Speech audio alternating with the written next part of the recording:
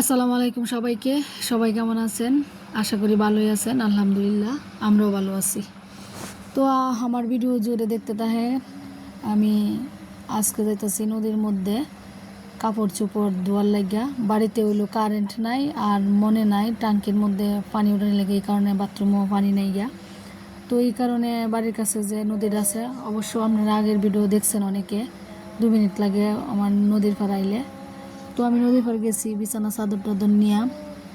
অনেক দিন যাবৎ মানে নোংরা হয়ে লইছে, যেহেতু বাচ্চা পোলাপান্তের ঘর। আর আমার মাইয়াটা আমার চাচাতো বোনের লগে নদীর পাড় খেলতেছে। সাপ সাপ দিনও দুপুরেই আডে, অনেকে মারে, আবার গাছ টাছ কাটতে আইলে ওই জায়গায় খেলতেছে, তারে ভয় দেখাইতেছি, কিন্তু হ্যাঁ শুনতেছে না।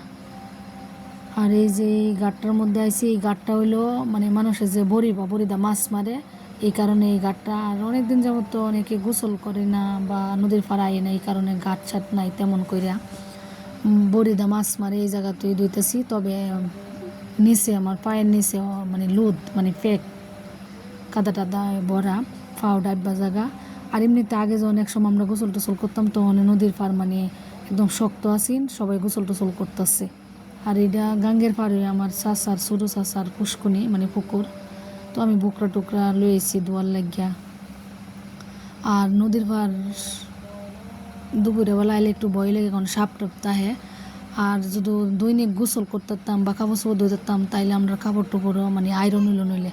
আর আমরা টিউবওয়েলের পানি হইলো আয়রন, যার কারণে মানে কাপড় আমরা 2 মাস পরা যায় না, 1 মাস থেকে 1.5 মাস পরা যায়, তখনই লাল হয়ে যায়। আর যখন আমরা আগের বাড়ি আছি মানে টানো, মানে আমরা তো নতুন বাড়ি এই জায়গায় বানছি, ওই জায়গায় হইলো শ্বশুর বাড়িতে হইলো আয়রন আসেন না, টিউবওয়েলের পানিও ভালো আসেন। আর কাপড় 6 মাস পরলেও কেউ কইতাছে না যে এই কাপড়টা মানে পুরান। তো আইসি যেহেতু ভাবলাম তো গোসলটা করে নেই, কিন্তু আমার বাচ্চা টাচ্চা মানতেছে না, হেরাও নামতে চাইতেছে, কিন্তু এখানেও নতুন পানি আইতেছে না, এই কারণে পানি একটু মানে চুলকা, ফেনা টেনা আবর্জনার পানি টানিও তো আছে, নতুন পানি যেহেতু আইতাছে, মানে পানি গোসল করলে পরে চুলকাইব। আর তাছাড়া যারা অ্যালার্জি আছে তারা তো আরও বেশি চুলকা। তাও আমি নামছি, আমি প্রায় 15 বছর পরে আইছি নদীর মধ্যে, আইসি যেহেতু গোসল করে যাই। আর পায়ের নিচে অনেকটা শামুক, শামুক বলতে যে ঝিনুক শামুক, যে এই শামুকগুলা। আর আমি অনেক দিন পরে সাঁতার জাপ দিছি, আর পায়জামা নিয়ে সাঁতার জাপ দেওয়া যায় না। একটা সময় যখন আমরা গোসল করতাম তখন কিন্তু হাফ প্যান্ট আসিন, আর 15 বছর আগের কথা। তখন তো ঈদের দিন ভোর সকালবেলা নদীর পাড়ায় বসি, সব দল বল মানে সহপাঠী নিয়ে গোসল করার লাগিয়া, গোসল করে পরে ঈদ গেছি। এখন তো আর এই সময় করে উঠাও না।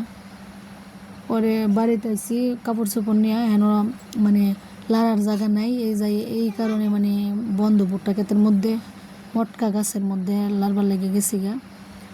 এক কথা হইলো বাড়িতে গাছ গাছালি ভরা, রোদও কমাইবো, তাছাড়া বন্ধের মধ্যে রোদ থাকবো, একতলা রোদ থাকবো, শুয়াই পড়বো, বাতাসে শুয়াইবো, তাছাড়া রোদও শুয়াইবো। আর বাড়ির মধ্যে অনেক কাঁঠাল গাছ, আমড়া গাছ, বনেলা গাছ, এই কারণে বাড়ির মধ্যে রোদ কম লাগে।